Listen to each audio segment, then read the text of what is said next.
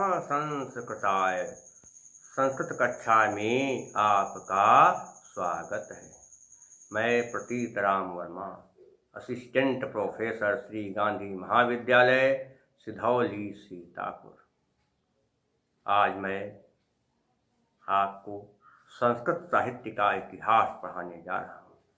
पिछले अंक में मैंने पढ़ाया था कि सबसे पहले वेदों की रचना हुई। ऋग्वेद, यजुर्वेद, सामवेद और अथर्ववेद लिखे गए। फिर ब्राह्मण ग्रंथ लिखे गए। इसके बाद आरण्यक ग्रंथ लिखे गए। फिर उपनिषद लिखे गए। फिर सूत्र ग्रंथ लिखे गए, कल्प सूत्र से कहते हैं। और उसके बाद वेदांग लिखे गए, 6 वेदांग। शिक्षा, कल्प, व्याकरण, निरुक्त, छंद, ज्योतिष। शिक्षा, कल्प, व्याकरण, निरुक्त, छंद, ज्योतिष, ये सब लिखे गए। इसके बाद लौकिक संस्कृत का उद्भव शुरू हुआ और यहीं से आपको पढ़ना समझा था।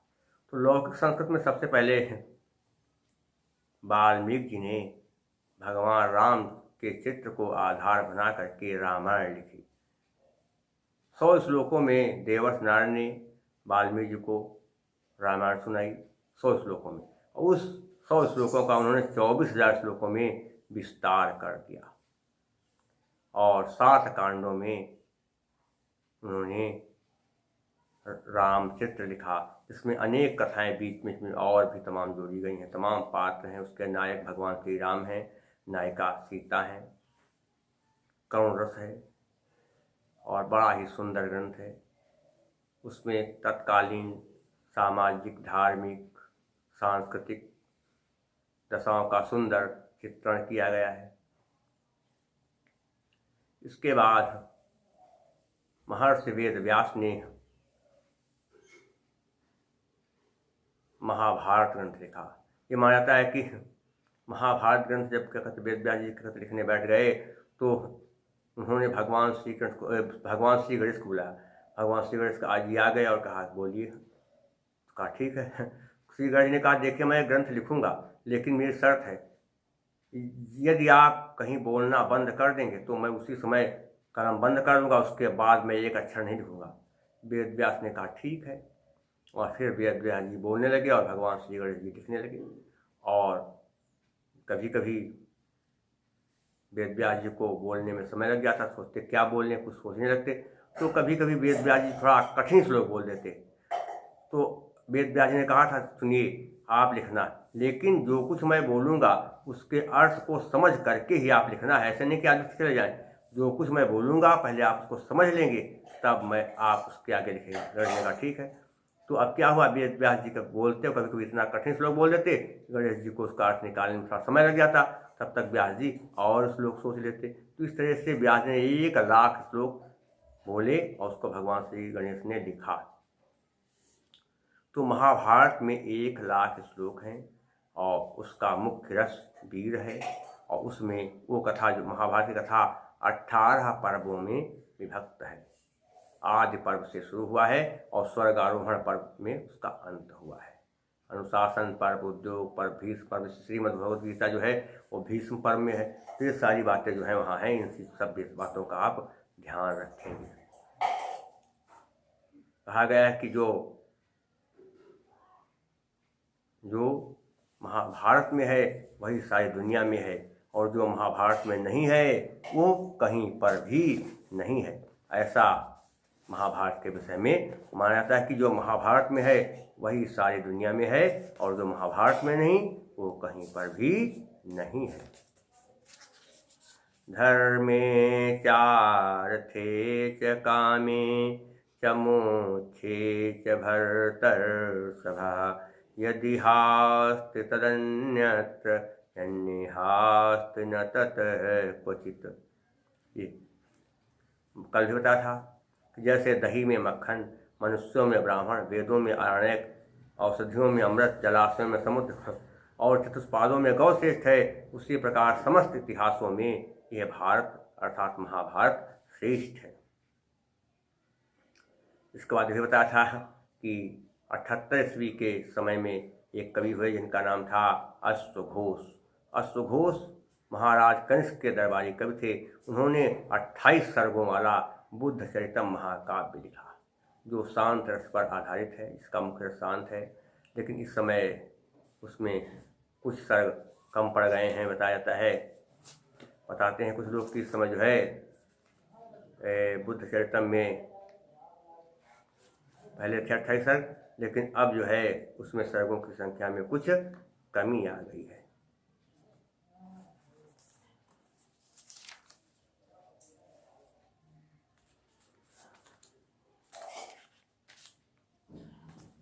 और उसमें कुछ लोग कहते हैं कि 13 सर्ग ही हैं, कुछ लोग कहते हैं 17 सर्ग बचे। किस तरह से सर्गों की संख्या है, कुछ 17 बताते हैं, कुछ 13, लेकिन अभी सर्ग तमाम मिलते हैं। इसके अलावा उन्होंने सौंदरनंद महाकाव्य भी एक लिखा, तो उसने सौंदरनंद, उसमें 28 सर्ग थे। इसके बाद महाकवि कालिदास ने 19 सर्गों वाला रघुवंशम महाकाव्य लिखा। उसमें मुख्य रस श्रृंगार है और राजा दिलीप से लेकर अग्निवर्ण तक के 21 राजाओं के चरित्र को महाकवि कालिदास ने उसमें दिखाया है। महाकवि कालिदास उपमा के क्षेत्र में बहुत प्रसिद्ध है। कहा जाता है उपमा कालिदास भारवेर्थ गौरवम दंडीपद लालित्यम माघे संति त्रयो गुणाः। और इसके बाद कालिदास ने कुमार संभवम महाकाव्य लिखा, जिसका मूल आधार है श्रीमद् भागवत महापुराण। उसमें 17 सर्ग और रघुवंशम में 19 सर्ग। उसके नायक भगवान शिव हैं और नायिका माता पार्वती हैं, और कार्तिकेय ने इसमें तारकासुर का वध किया है। इसकी कथा विस्तार से लिखी हुई है, तो ये चीज़ समझेंगे। अब 3 ग्रंथ, 2 कवियों के बारे में बताया। अब इसके बाद आता है तीसरे कवि कौन है, महाकवि भारव। भारव के पिता का नाम श्रीधर था और माता का नाम सुशीला था। भारव के पिता का नाम श्रीधर था और माता का नाम सुशीला था, और पत्नी का नाम रसिकवती था। महाकवि भारव का समय 600 ईस्वी के लगभग बताया जाता है। महाकवि भारव का समय 600 ईस्वी के लगभग है। अर्जुन के द्वारा इंद्रवा शिव की तपस्या कैसे की गई ये बताया गया, और भगवान शिव ने जो है किरात का रूप धारण करके अर्जुन से कैसे युद्ध किया, इसका वर्णन है। और फिर भगवान शिव अर्जुन की वीरता से प्रसन्न हो गए और उन्होंने उनको पाशुपत अस्त्र प्रदान किया। किरातार्जुन में 18 सर्ग हैं और इसका मुख्य रस वीर है, अंगिरस वीर है, और अर्जुन नायक हैं और द्रौपदी इसकी नायिका है। इसमें अर्जुन, कृष्ण, इंद्र, शिव, पंचपांडव, वनेचर, दुर्योधन, यक्ष, मूक, ये सब पात्र हैं। ये सब बताया गया। इसके बाद आता है शिशुपाल वधम। शिशुपाल वधम के रचयिता महाकवि माघ हैं। महाकवि माघ का समय 675 ईस्वी के लगभग। भारव का 600 और माघ का 675 ईस्वी के लगभग। माना जाता है कि माघ जो थे भारव के पोता या परपोता से कुछ ऐसे बताया जाता है। और इसमें 1645 श्लोक है। किसमें, शिशुपाल वधम में 39 श्लोक प्रक्षिप्त हैं, बीच में जोड़े गए ऐसा मानते हैं। और किरातार्जुनीयम का आधार जो है महाभारत का वन पर्व है। किरातार्जुनीयम का उपजीव्य आधार महाभारत का वन पर्व है, और शिशुपाल वधम का आधार महाभारत का सभा पर्व। शिशुपाल वधम का आधार महाभारत का वन पर्व है, और इसमें 20 सर्ग हैं, और किरातार्जुनीयम में 28 सर्ग हैं। ये ध्यान रखेंगे। और इसके अलावा एक और ध्यान रखेंगे कि कुछ पहाड़ भी हैं। पहाड़ों का वर्णन कहाँ कहाँ कैसे है, इस चीज़ का भी आप जो है ध्यान रखेंगे। रैवतक पर्वत का वर्णन शिशुपाल वधम में किया जाता है। और महाकवि भारव का मूल नाम दामोदर था। क्या नाम था, दामोदर था। महाकवि भारव का मूल नाम दामोदर था, और महाकवि माघ को घंटा की उपाधि दी गई, इसलिए कहते हैं घंटा माघ। क्या कहते हैं? घंटा माघ। तो महाकवि माघ जो थे उनके पिता का नाम, मानते हैं कि महाकवि भारत के पिता का नाम जो था दत्तक था, ऐसा माना जाता है। पिता का नाम क्या है? दत्तक था।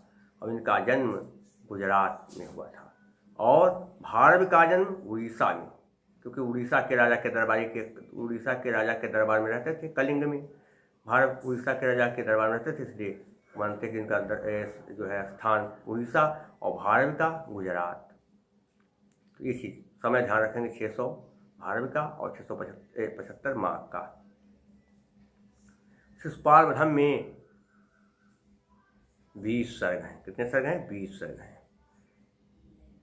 शिशुपाल वधम में भगवान श्री कृष्ण ने नारद जी के कहने से शिशुपाल से युद्ध किया और फिर शिशुपाल भगवान श्री कृष्ण को गालियाँ दे रहा था। हुआ ये कि युधिष्ठिर ने क्या किया? राजसू यज्ञ किया, और राजसू यज्ञ जब होने लगा तो तय हुआ कि किसकी पूजा की जाए पहले। तो सबने कहा कि श्री कृष्ण की पूजा करो। तो युधिष्ठिर ने भगवान श्री कृष्ण की पूजा करना शुरू कर दिया, पूजा किया। वहीं पर शिशुपाल था, उसने कहा कि इसकी श्री कृष्ण की पूजा क्यों कर रहे हो? ये यही है, जात का यादव है, यही है, इसकी पूजा कर रहे हो, तमाम लोग यहाँ हैं, अच्छे अच्छे लोग, उनकी पूजा करो। और फिर वो श्री कृष्ण को तमाम गालियाँ देने लगा। तो भगवान श्री कृष्ण ने अपनी बुआ को वचन दिया था कि मैं शिशुपाल की 100 गालियाँ माफ़ कर दूंगा, 100 इसके अपराध माफ़ कर दूंगा, लेकिन 100 से ज़्यादा जिसने अपराध किया तो मैं इसको दंड दूंगा। इसने 100 से ज़्यादा अपराध किया तो मैं इसको दंड दूंगा। तो शिशुपाल ने जब भगवान श्री कृष्ण 100 से ज़्यादा गालियाँ जैसे ही देना शुरू किया, बस भगवान श्री कृष्ण ने सुदर्शन चक्र से शिशुपाल का सिर काट दिया। ये है कथा। तो भगवान श्री कृष्ण ने शिशुपाल का वध किया, ये कथा शिशुपाल वधम में। इस चीज़ का जो है ध्यान रखेंगे। और ये दोनों कवि भारत और माघ जो हैं चित्रकाव्य में बहुत प्रसिद्ध थे। भारत ने एक ऐसा श्लोक लिखा, इसमें दा का ही प्रयोग है। क्या? दा द दो दो द दो दी, दा दा दो दो द दी द दो, दो दा दम द दे दो दे, द दा द दो द दा द द द दो द दा, इस तरह से। और उन्होंने क्या कहा था भारत में? ननो नन्नु नो नुन्नो नो, ना ना ना ना ना ना ननु, नुन्नो अनुन्नो नुन्ने नु, नाने ना नुन्न नुन्न। इस तरह से बड़े दोनों जो थे कवि बहुत महान थे। इसके बाद और कहा गया है, एक ही ध्यान रखेंगे कि कहते हैं कि 3 ग्रंथों को जो है बहुत महान माना जाता है। जो 3 ग्रंथ हैं भारत के, और क्या कहते, भारत और माघ और क्या नाम है उसका, हर्ष का नैषधि चरितम। ये क्या है? बृहत्त्रयी। बृहत्त्रयी में 3 काव्य,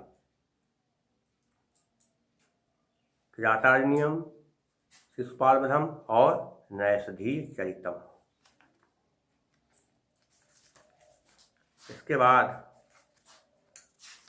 एक विद्वान और हुए जिनका नाम था महाकवि भट्ट। महाकवि भट्ट ने रावण वधम नाम का ग्रंथ लिखा, जिसमें 22 सर्ग हैं। महाकवि भट्ट ने, और महाकवि भट्ट का समय 600 ईस्वी के लगभग माना जाता है। महाकवि भट्ट का समय 600 ईस्वी के लगभग माना जाता है। कुमारदास थे कवि। कुमारदास ने का भी समय जो है 650 ईस्वी के लगभग माना जाता है। और कुमारदास ने 25 सर्गों वाला जानकी हरण महाकाव्य लिखा। कुमारदास ने 25 सर्गों वाला जानकी हरण महाकाव्य लिखा। इसके बाद और एक कवि हुए जिनका नाम था रत्नाकर। रत्नाकर के पिता का नाम अमृत भानु था और एक कश्मीर नरेश चिप्पट जयापीठ के कवि थे। रत्नाकर कश्मीर के राजा चिप्पट जयापीठ के कवि थे और इनके पिता का नाम अमृत भानु था। और अवंत वर्मा के दरबार में भी रहे। हर विजय में 50 सर्ग हैं और 4320 श्लोक हैं। इसके अलावा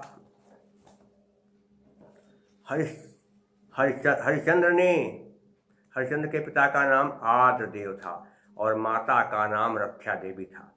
तो हरिश्चंद्र ने क्या किया? धर्म शर्मा अभ्युदय नाम का महाकाव्य लिखा और उसमें 21 सर्ग हैं।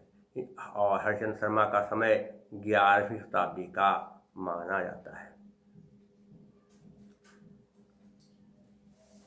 हेमचंद्र एक कवि हुए, उनका समय भी 11वीं शताब्दी है। उन्होंने लिखा त्रिषष्टि शलाका पुरुष चरित्र। उसमें 10 जो हैं पर्व हैं, सर्गनी पर्व हैं।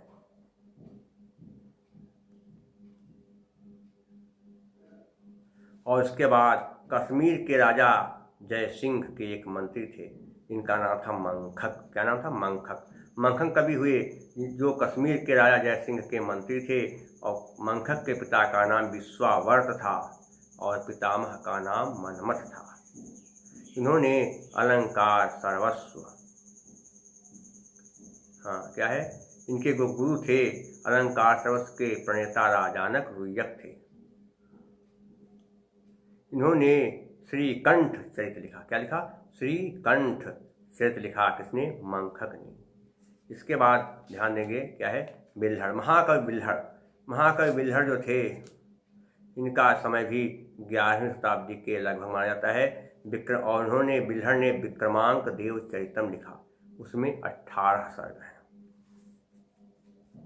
फिर एक कवि थे कल्हड़, जिन्होंने रात तरंगिणी नाम का ग्रंथ लिखा। और कल्हड़ के पिता का नाम चपड़क था। क्या नाम था? चपड़क। कल्हड़ के पिता का नाम चपड़क था और उनके गुरु का नाम अलकदत्त था। तो कल्हड़ एक बहुत विद्वान कवि थे। उन्होंने राज तरंगिणी नाम का ग्रंथ लिखा।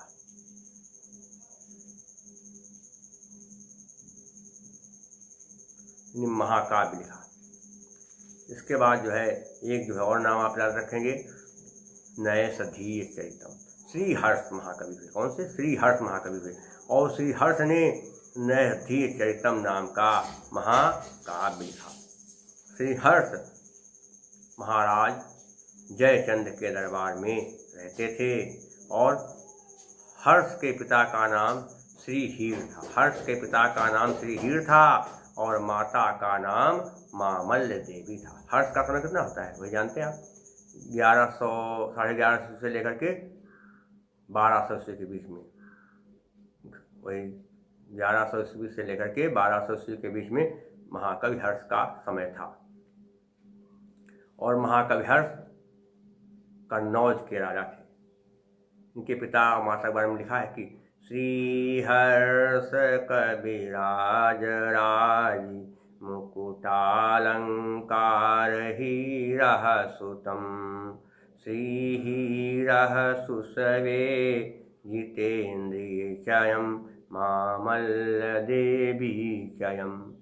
इनकी माता का नाम था मामल्य देवी। हर्ष की माता का नाम था मामल्य देवी और पिता का नाम था श्रीहीर। और ये माना जाता है कि इनके मामा का नाम था महाकवि मयूर हर्ष के। इन्होंने 22 सर्गों वाला नैषधीय चरितम महाकाव्य लिखा। वो महाकाव्य बड़ा ही सुंदर है। उसका मुख्य श्रृंगार है और उसमें नल और दमयंती की बहुत ही सुंदर कथा लिखी हुई है। तो ये है महाकाव्यों का परिचय। थोड़ा बहुत आप 1-2 बार पढ़ेंगे, सुनेंगे तो आप समझ जाएंगे। तो ये महाकाव्यों का विकास कैसे हुआ है। अब अगले वीडियो में मैं आपको नाटकों का विकास कैसे हुआ, नाटकों का उद्भव विकास कैसे हुआ, इस विषय में मैं आपको बताऊंगा। तब तक के लिए नमः संस्कृताय।